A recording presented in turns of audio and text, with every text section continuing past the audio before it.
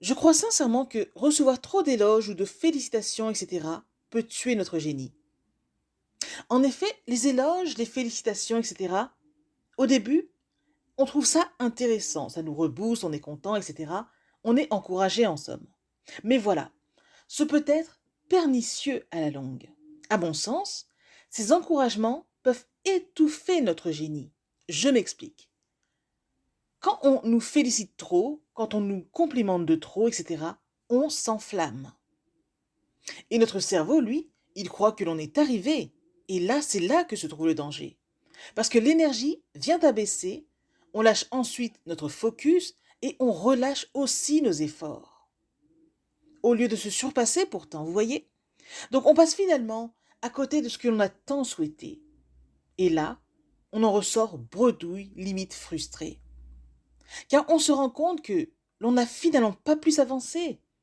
Donc les éloges, les félicitations étaient là, mais nous, on fait quoi entre-temps?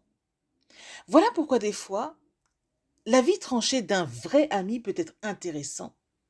Celui qui aura osé nous dire non, là tu t'es chié dessus là. Ou celui qui aura osé dire non, non, tu aurais pu faire mieux ici. Une telle remarque peut nous énerver au départ, mais cela nous amènera à chercher plus profondément en nous et cela nous invitera par conséquent à mieux faire au lieu de stagner. Retournons donc ceci, prenons soin d'écrire nos projets dans un cahier. Ce faisant, on pourra se surveiller et on constatera surtout que si on s'approche de nos projets ou pas. Car même plusieurs petites actions, si minimes soient-elles, peuvent nous faire dévier de notre trajectoire de vie. Pensez-y, ceci est un message de Nathy Labelle.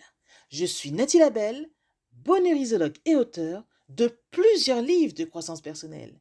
Je vous invite vivement à les découvrir d'ailleurs. Ce sont des livres qui ne racontent pas d'histoire, mais des livres qui nous aident à nous repositionner sur notre histoire de vie. Voilà un peu ce que j'écris. À bientôt!